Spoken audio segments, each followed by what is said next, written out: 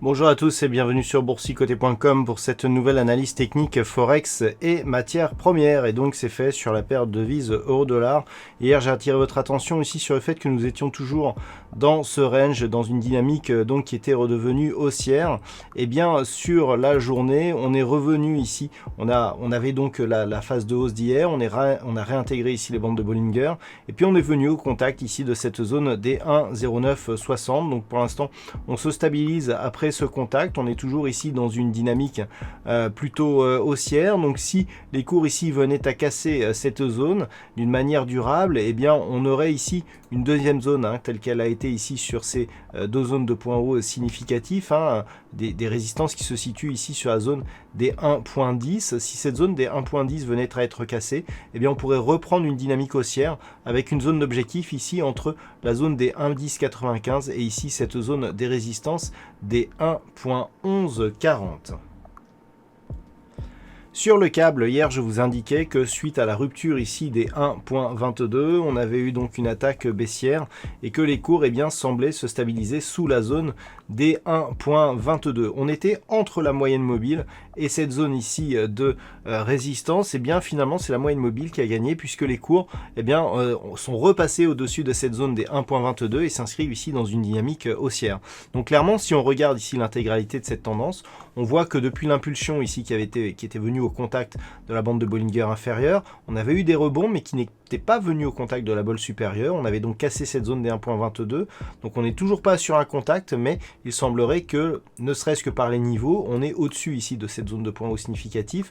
Donc on est presque ici sur une configuration en V-bottom, c'est-à-dire tentative d'enfoncement des 1.22, stabilisation et retour des cours ici au-delà du plus haut de la première impulsion.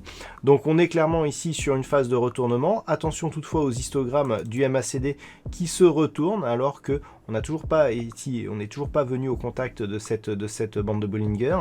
Donc une dynamique certes qui se retourne, mais pour l'instant avec une conviction où il manque déjà des éléments pour avoir vraiment un gros signal de puissance.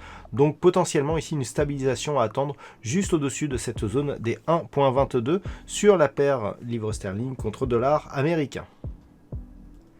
Et puis sur l'or, nous avons connu ici une poussée haussière qui ont amené les cours du métal jaune au-delà ici de cette zone de résistance des 1740 $ l'once. On s'était stabilisé ici dans cette zone entre ce point haut et le premier retracement de Fibonacci.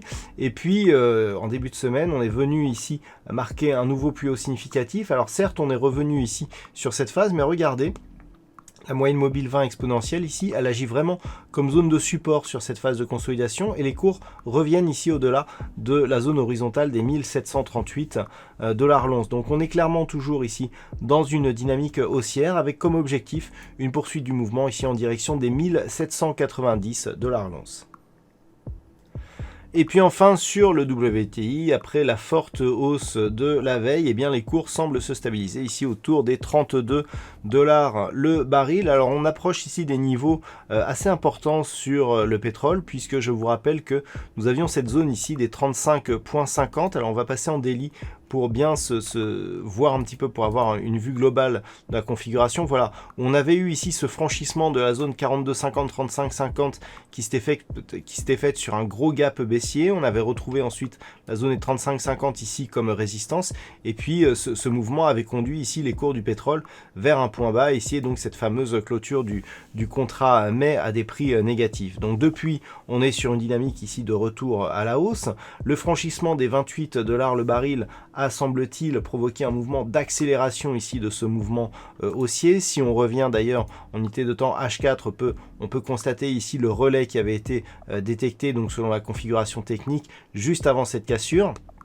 Donc la cassure ici a donné lieu à une phase d'accélération. Actuellement, nous sommes ici dans une phase de temporisation, consolidation ici horizontale des cours, mais qui ne remet pas en cause la dynamique. Donc on reste ici dans une perspective de retour vers la zone de résistance ici des 35,50 $ le baril. Et en cas de cassure haussière, eh bien attention, car je vous rappelle que cette zone ici qui avait marqué un gros gap baissier, si on commence à la combler, eh bien on pourra commencer à vraiment pouvoir croire à un retournement durable des cours du WTI, bien entendu en fonction de ce que décideront les pays producteurs. Voilà donc pour ce point Forex et matières premières. Passez une bonne soirée. On se retrouve dès demain pour d'autres analyses techniques, toujours sur le site boursicoté.com.